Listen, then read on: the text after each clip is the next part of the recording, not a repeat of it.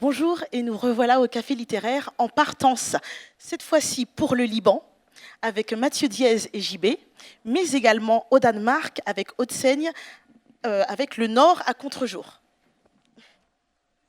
Donc Mathieu Diez et JB ont co-signé cette bande dessinée aux éditions Delcourt. Et le roman de Haute-Seigne. Le récit. Ah, le récit de Haute-Seigne a été édité aux éditions Zoé. Donc sans plus tarder, nous allons aller au Liban. Bonjour Mathieu et bonjour JB. Bonjour. Bonjour. Alors dans cette bande dessinée, vous racontez votre expérience au Liban avec votre famille. Oui, alors moi je suis parti effectivement en 2021 m'installer à Beyrouth, où j'ai pris un poste d'attaché pour le livre et le débat d'idées à l'ambassade de France, à l'Institut français. C'est un peu comme attaché culturel, mais dans les villes où il y a des gros enjeux sur le livre, il y a un attaché spécifiquement dédié au livre. Et j'y ai donc passé 4 ans, puisque j'ai terminé ce poste fin août. Et puis avant ça, j'étais dans la bande dessinée puisque j'organisais un festival à Lyon. Et depuis tout petit, j'avais envie de faire une bande dessinée. Et en arrivant au Liban, quelque part, il y a eu tellement de choses qui se sont présentées à moi que je me suis dit, ah ça y est, à 43 ans, je crois que là j'ai la matière pour faire un bouquin. Alors on imagine souvent le Liban comme un pays très très contrasté.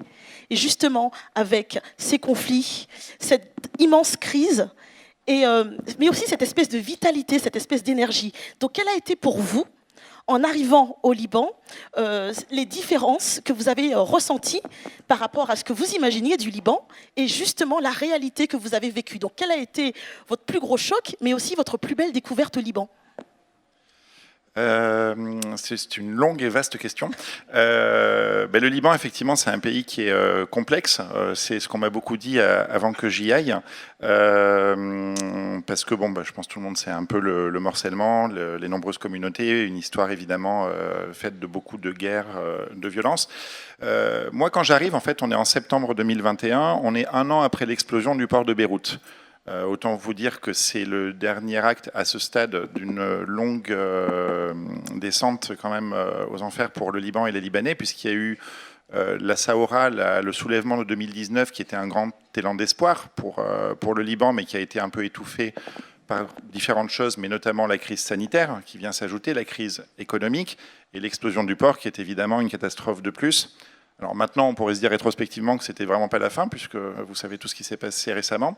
En tout cas, on arrive effectivement dans une situation qui est extrêmement grave pour le Liban. Et moi, j'arrive à un poste d'attaché donc pour le livre, avec pour mission de faire résonner la culture et le livre entre la France, le Liban. Et moi, qui avais une expérience d'organisateur de manifestations littéraires, je me dis, est-ce que c'est pas un peu couillon de faire des manifestations littéraires, donc festives par définition, dans un pays qui est à ce point-là au fond du trou? Et c'est un peu ça le truc qui a été frappant en arrivant, c'est que les Libanais, mes amis libanais, les gens que je rencontrais dans le secteur culturel, tout au contraire, m'ont encouragé à faire des choses, en nous disant, mais en fait, on n'en peut plus, ça fait 4 ans qu'il n'y a plus rien. Beyrouth, c'est quand même une ville culturelle, un phare complètement pour la région, donc c'était extrêmement déprimant pour eux. Donc, on a vraiment été poussé à ça. Donc, j'ai commencé par faire ma zone de confort, donc un festival de bande dessinée qui s'est tenu en octobre 2021. Et donc, ça, c'est un premier choc, effectivement. Et je pense que c'est un truc un peu d'occidental qui vit dans un pays en paix, de se dire que quand ça va pas, tout s'arrête. En fait, non, quand ça va pas, les gens, ils ont besoin de culture, de respirer, de littérature. C'est une évasion, c'est des caisses de résonance et de réflexion. Donc ça, pour moi, c'est un premier truc. Et peut-être ensuite, il y a eu autre chose, c'est de constater qu'effectivement, le Liban, par son histoire, n'a jamais eu d'autre choix que de faire avec tout ce qui se passait de dramatique à côté. Et il y a une phrase qu'un jour un Libanais m'a dit, mais tu sais, les plus belles fêtes qu'on faisait, c'était pendant la guerre civile. Alors nous, ça nous choque. Mais en fait, il faut imaginer 15 ans de guerre civile où les gens, au bout d'un moment, ils ont besoin quand même de penser à autre chose qu'à ça. Donc tout ça, c'était une petite révolution dans ma tête et ça m'a amené effectivement à faire pas mal de choses là-bas. Et donc c'est ça votre plus beau souvenir du Liban? En tout cas, c'est pas mon plus beau souvenir, mais c'est peut-être la plus importante leçon de vie un peu que j'ai appris là-bas. Ouais. Oui. Il y a cette phrase que je fais dire à Michel qui dit mais un pays qui va mal va pas mieux si on lui enlève la culture. Oui.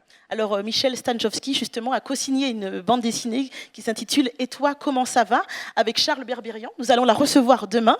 Et justement, ce qui est amusant, c'est que dans sa BD, dans la vôtre, on vous retrouve. Oui, parce qu'en fait, Michel, elle est autrice, elle est professeure à l'Académie libanaise des Beaux-Arts, donc on travaillait ensemble, on se connaît depuis longtemps. Donc on raconte un peu, moi, les 4 ans que j'ai passés à Beyrouth, et elle raconte une période un peu plus courte, mais du coup, ça se chevauche, donc c'est rigolo parce qu'on devient un personnage de la BD l'un de l'autre. Oui, c'est ça. Et vous, JB, vous n'étiez pas sur place? Non, je vis à Lyon, en fait. Voilà. Donc, mais je connais Mathieu par l'intermédiaire de son festival de bande dessinée de Lyon. On a déjà eu l'occasion de collaborer précédemment sur différents projets. Et quand au bout d'un moment, il m'a contacté assez rapidement pour me dire, bah voilà, j'ai une idée de BD. Ça serait bien que tu viennes faire un tour à Beyrouth. Donc, par son invitation, j'ai eu la chance de pouvoir aller là-bas. Alors 2 fois, ça fait quelques jours à peine, donc j'ai beaucoup moins d'expérience que Mathieu sur place qui est resté 4 ans. Moi, ça doit faire à peine une dizaine de jours en tout et pour tout. Mais ça m'a permis en fait déjà de découvrir en fait Beyrouth principalement, même si on a un petit peu bougé aux alentours comme à Saïda au sud, et de capter un petit peu l'atmosphère qu'il y avait sur place, rencontrer des gens surtout, c'est ça qui est le plus important. Alors le fait que le pays soit en partie francophone, ça aide énormément. C'est extrêmement accueillant. Moi, ça m'a vraiment donné une autre perspective sur une ville qui peut paraître hostile en premier abord. En fait, moi, à l'époque où j'y suis allé, j'avais des jeunes enfants, donc je me déplaçais systématiquement avec une poussette ou quoi que ce soit. Là, avec les trottoirs défoncés, les feux de circulation qui marchaient une fois sur 3, donc c'était un peu le cauchemar du jeune père que j'étais. Mais en final, cette espèce, je dirais pas chaos, parce que ça reste quand même une ville très civilisée ou quoi que ce soit, mais il y avait quelque chose de très vivant et une vibration très particulière sur place. Donc en fait, même en ayant passé assez peu de temps comme ça, j'ai juste trempé le pied dans la piscine, mais j'ai quand même pu récupérer la température. Voilà.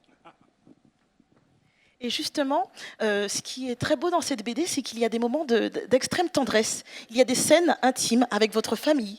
Vous expliquez notamment que vos enfants parviennent à déchiffrer les tirs de Kalachnikov, par exemple, tout en pouvant s'émerveiller également de paysages, de mets culinaires. Donc comment est-ce qu'on parvient à créer un cocon familial dans cette espèce de chaos quelque part? En fait, moi, quand je suis parti là-bas, c'était une envie d'expatriation, de vivre à l'étranger. Donc forcément, on a envie de découvrir quelque chose de différent. Et en fait, le Liban, quand on ne connaît pas et vu d'ici, c'est chaotique. Hein, tu as utilisé le mot chaos. Mais c'est marrant parce que c'est à la fois très dépaysant et très familier. Très dépaysant parce qu'on est quand même au Moyen-Orient, dans un pays dont la langue officielle est l'arabe, où il y a des cultures, des confessions qu'on ne connaît pas nécessairement, et en même temps très familier parce qu'il y a aussi une vaste partie de la population qui parle français, parce qu'il y a quelque chose de très méditerranéen évidemment dans la façon d'accueillir, et les Libanais sont très connus pour ça. Donc en fait, ça s'est passé l'arrivée assez bien. Il y a un premier temps, je pense qu'on est un peu choqué par le chaos quand même. Hein. Beyrouth, c'est une ville qu'on peut qualifier de agressive, mais petit à petit, on se fait à ça. Et il y a une beauté qui apparaît, mais dans un second temps, et qui est liée à des choses qui ne sont pas forcément visibles de prime abord. Et ça tient dans les gens, ça tient dans la culture de l'accueil, dans la nourriture, dans tout un tas de choses. Et ça, combiné avec cette familiarité, avec le français, avec les liens évidemment très forts qu'il y a entre le Liban et la France, fait qu'on s'est tous assez bien glissés dans ce pays. Et c'est marrant parce que quand je suis parti, mes enfants avaient 3 et 8 ans. Bon, 3, lui, il ne comprenait pas bien, mais tout lui allait. 8 ans, quand on a annoncé à ma fille qu'on partait, elle a fondu en larmes. Pas à cause du Liban, elle ne savait pas ce que c'était, mais parce qu'il n'y a pas d'enfant de 8 ans qui ait vraiment envie d'être déraciné, je crois. Et quand ils sont rentrés 3 ans plus tard, elle a fondu en larmes parce qu'elle ne voulait pas partir. Enfin, ils se sont beaucoup attachés au pays, et ça me fait penser à Bienvenue chez les Ch'tis, où, où il dit on brée 2 fois, c'est ça, quand on part et quand on arrive et quand on repart. Donc il y avait un peu de ça. Donc en fait, non, on s'est trouvé très bien, malgré tout ce qu'il y a pu y avoir de difficile là-bas.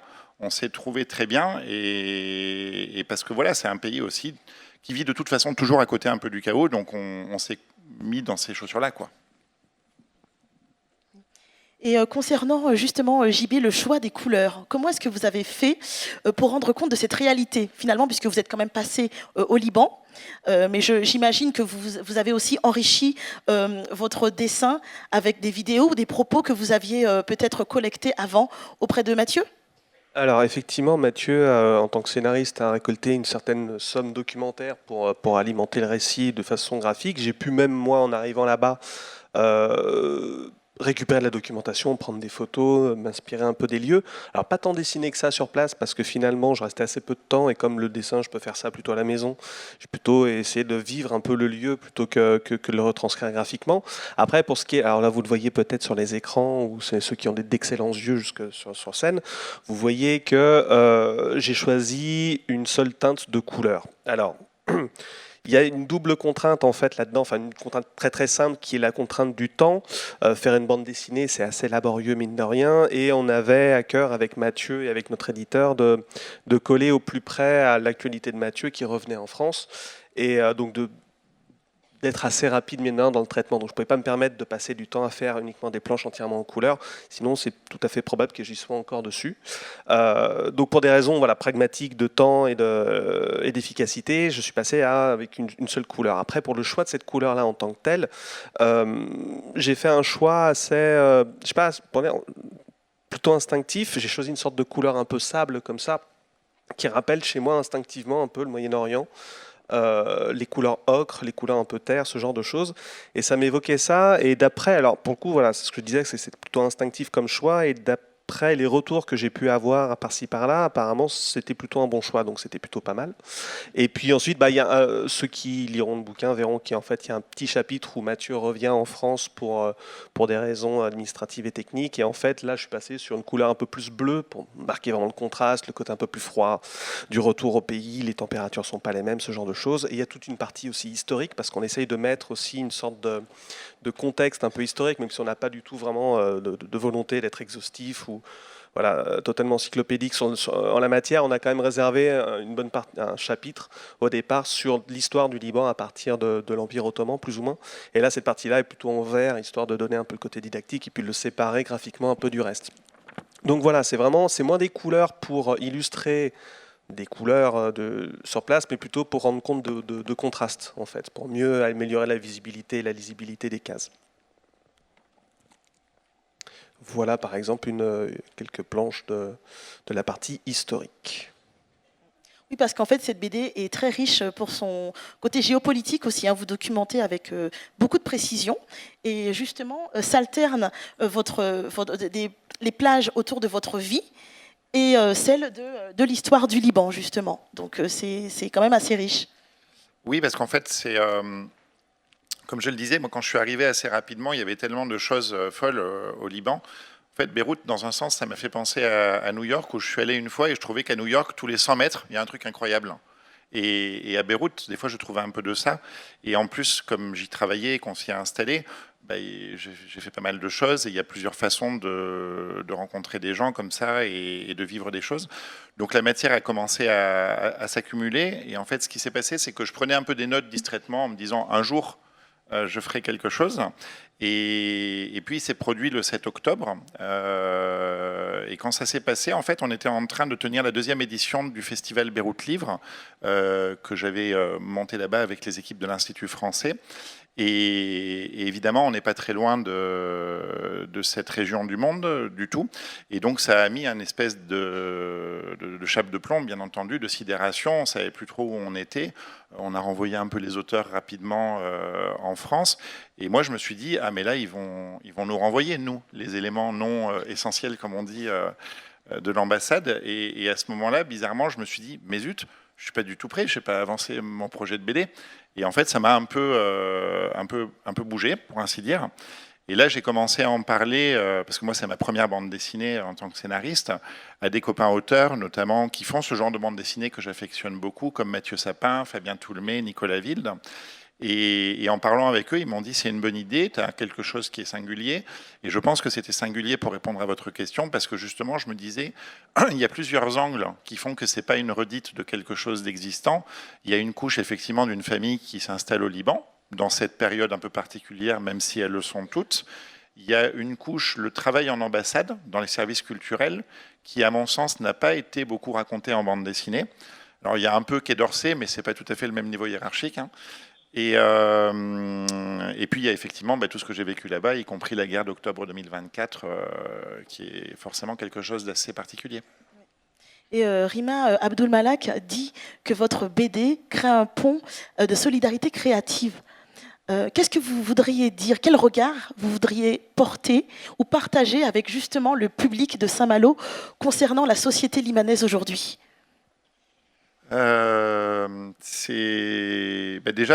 comme on peut s'en douter, moi, je suis très triste de voir ce qui se passe au Liban. C'est assez surréaliste parce que notre album est sorti il y a 2 mois, quasiment le jour où la guerre reprenait, celle de 2026, parce qu'au Liban, on dit toujours la guerre 2, tellement il y en a eu. Moi, j'avais vécu là-bas celle de 2024. J'ai envie de dire un peu une banalité, mais de soutenir le Liban, de s'y intéresser. Moi, je trouve super que le Festival Étonnant Voyageur ait fait cette invitation. C'est plus qu'une thématique, c'est une invitation. Qu'il l'ait fait de la manière dont ils l'ont fait à un Liban pluriel, parce que vous rencontrerez là au fil du week-end plein d'auteurs qui sont de plein de régions et de plein de confessions différentes à travers le Liban. Ça, c'est vachement important parce que parfois, quand on voit sur les plateaux télé en France des gens qui parlent pour le Liban, en fait, on ne s'en rend pas compte quand on ne connaît pas, mais c'est souvent quand même des francophones. Donc souvent, c'est un peu des chrétiens maronites, et c'est très bien, mais ça ne représente pas la diversité du Liban.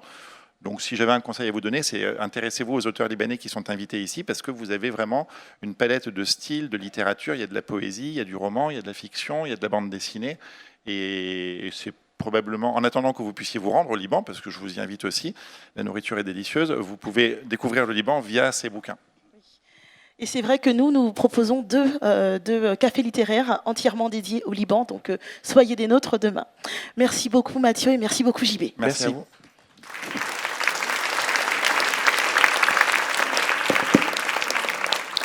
Et on va poursuivre avec un tout autre voyage et une toute autre destination avec vous, Aude Seng. Vous êtes écrivaine voyageuse suisse, comme un certain Nicolas Bouvier, et vous aviez reçu en 2011, ici même aux Étonnants Voyageurs, le prix qui porte son nom. Et depuis, on ne vous voyait plus ici. Donc on est ravis de vous retrouver en 2026 pour ce récit, Le Nord à contre-jour, paru aux éditions Zoé. Entre-temps, vous avez publié plusieurs livres racontant l'ailleurs, la Syrie, les États-Unis. Et là, c'est le Danemark qui est le pays au cœur de ce livre.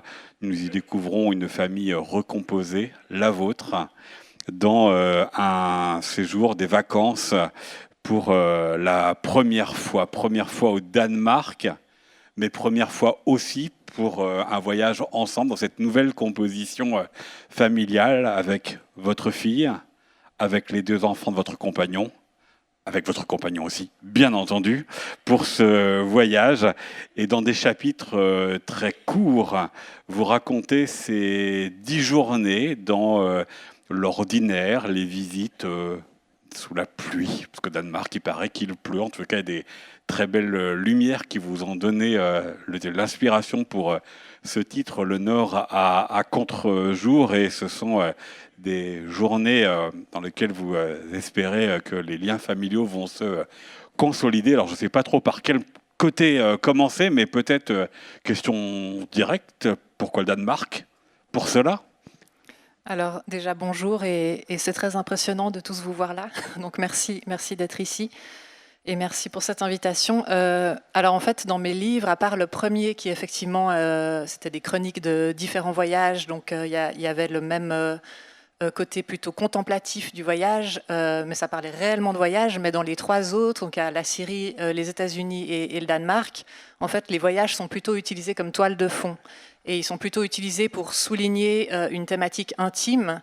Donc en Syrie, c'est une jeune étudiante qui est plus ou moins en archéologie et qui passe à l'âge adulte et qui se pose des questions sur, ça va pas très bien, et sur comment devenir adulte, et sur les strates qui nous composent. Donc il y a les strates d'histoire en Syrie et les strates d'histoire à l'intérieur de sa propre famille. Aux États-Unis, c'est un couple qui s'interroge sur qu'est-ce que c'est le couple. Est-ce qu'on n'a pas un peu trop sacralisé le couple? Et les États-Unis, avec cette culture un peu du fantasme, paraissaient le décor parfait pour ça.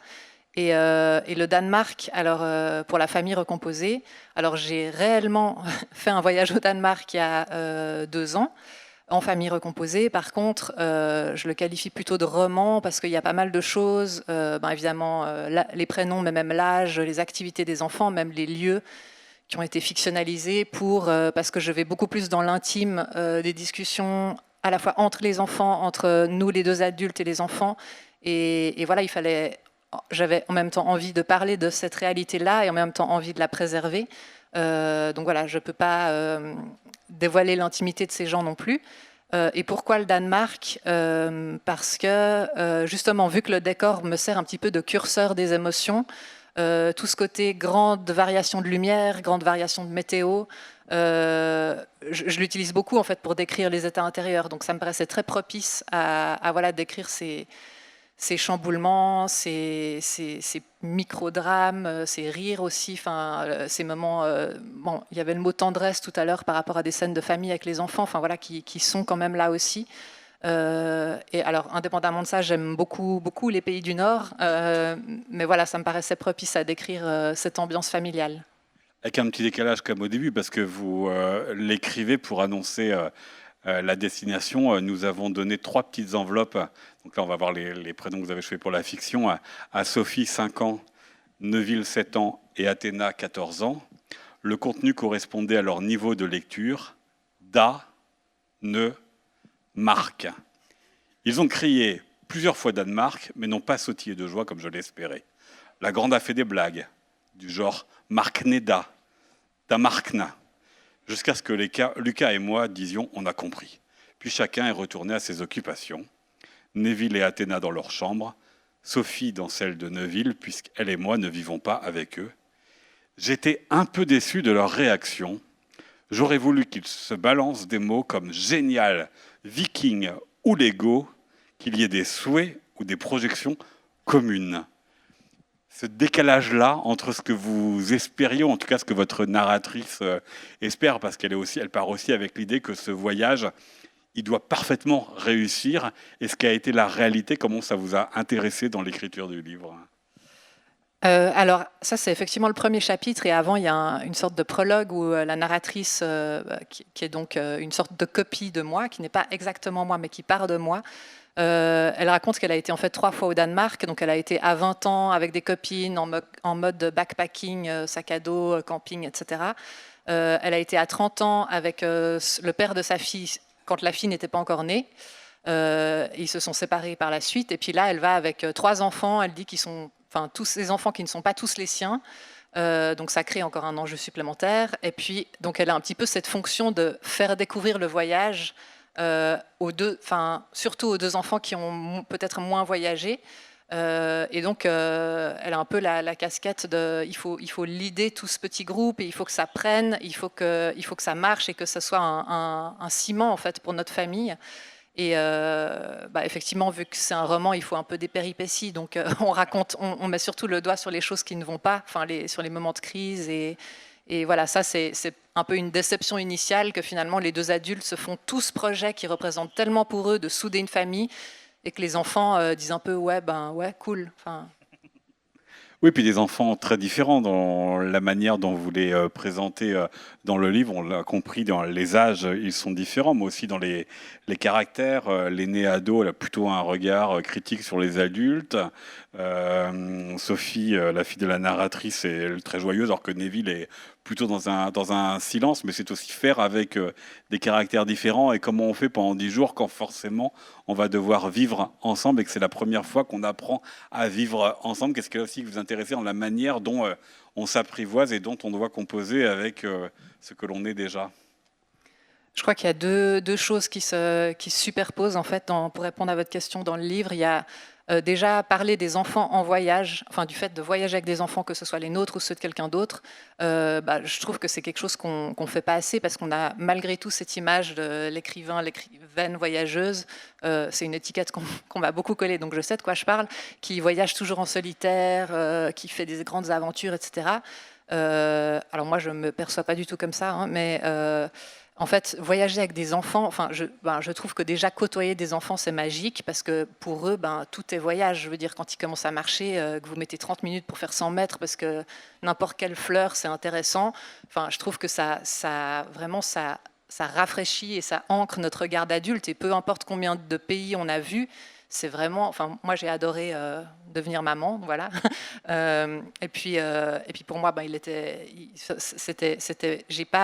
y a un passage dans le livre où la narratrice réfléchit à la transmission. Alors, je me suis pas dit, je vais transmettre les voyages à ma fille, mais comme ça fait partie de moi, j'ai peu à peu réalisé que de toute façon, elle allait grandir avec la carte du monde, et puis c'est des choses dont on parle. Et les différentes langues. Et ce n'est pas le cas, par exemple, des 2 autres enfants. Donc ça, c'est la première couche, c'est parler des enfants en voyage. De base, je trouve ça intéressant. Et puis, parler aussi des liens qui se tissent entre enfants, presque quand ils ne sont pas observés. Donc là, mon compagnon et moi avions pris des enregistreurs. Lui, il est photographe, donc on avait extrêmement documenté en fait, ce voyage pour avoir de la matière brute. Si c'était que mon carnet, prendre des notes sur les discussions d'enfants quand on est occupé par 3 enfants, la cuisine, prendre un ticket, etc., ça n'allait pas marcher.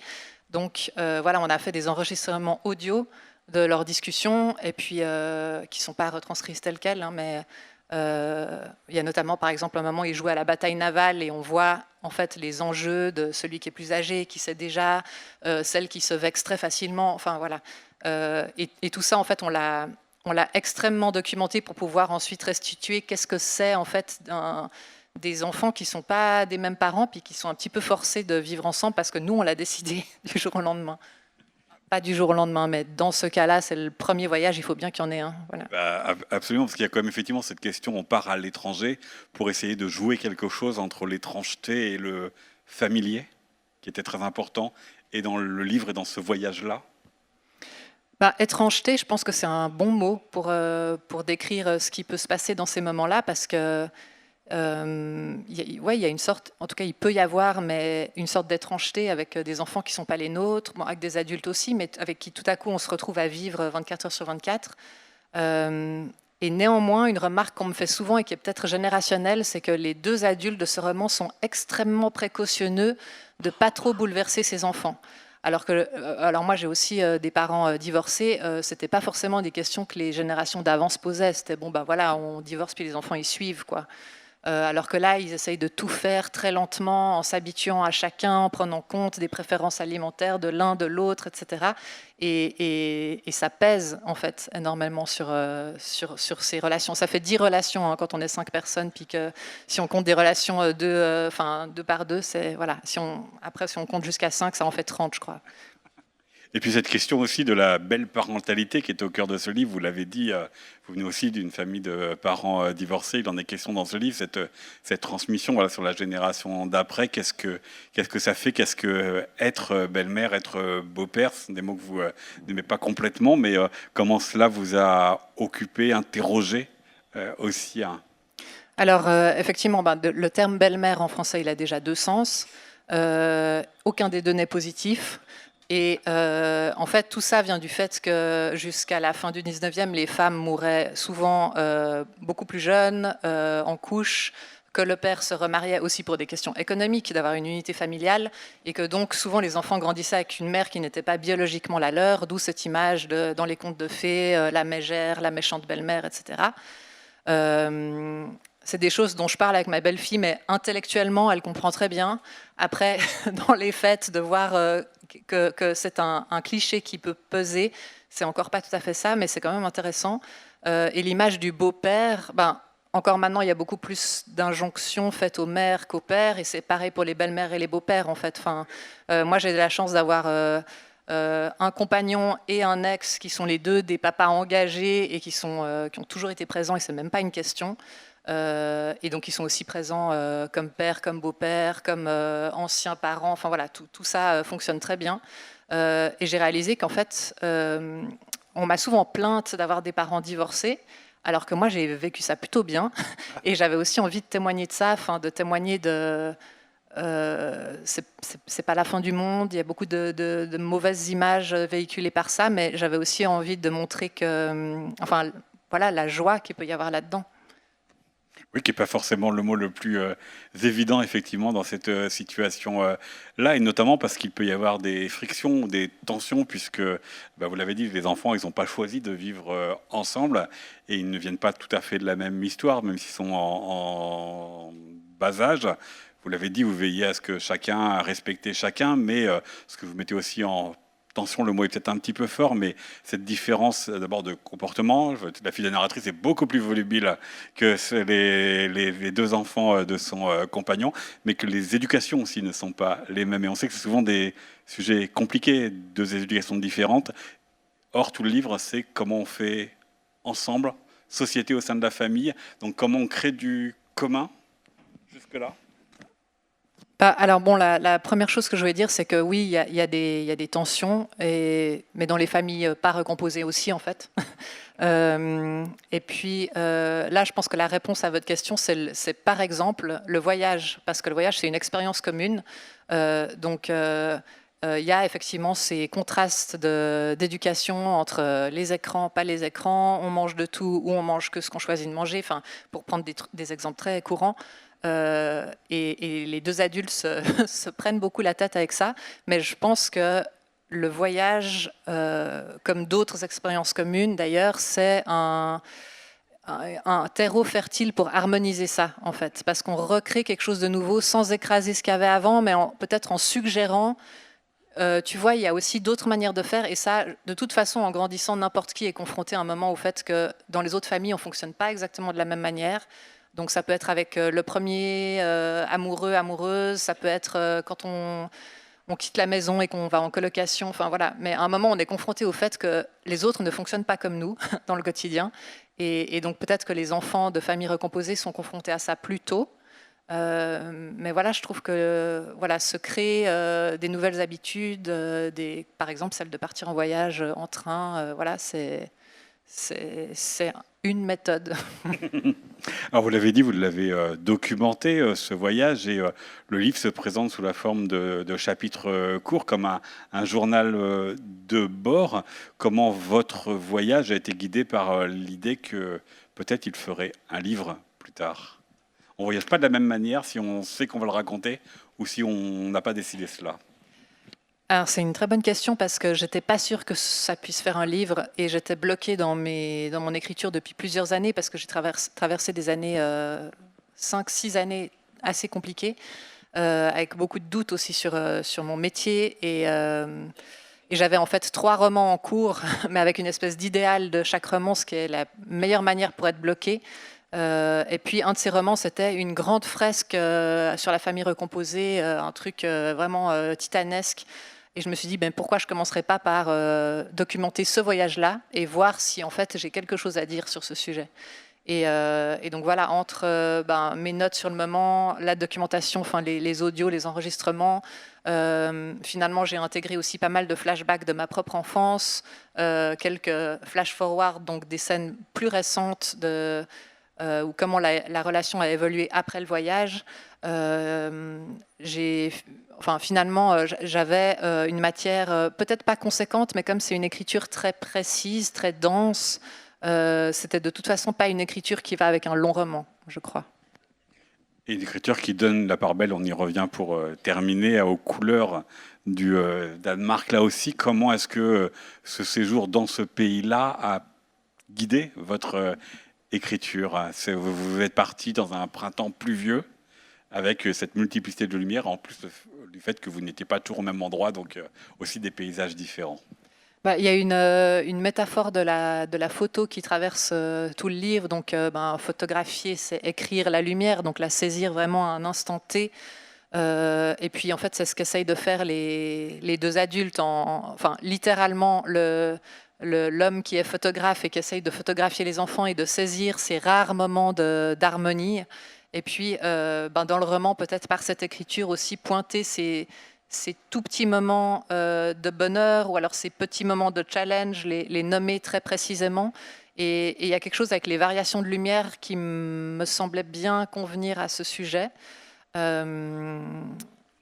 Oui, voilà, je crois que, puis comme je l'ai dit, voilà, je trouve que les pays du Nord, c'est des atmosphères comme ça où c'est tellement changeant que ça se prête bien à ces variations émotionnelles aussi qu'on essaye de décrire. Voilà. Et ça donne donc le Nord à contre-jour, votre roman paru aux éditions Zoé. Merci beaucoup, Aude Merci. Seigne. Merci.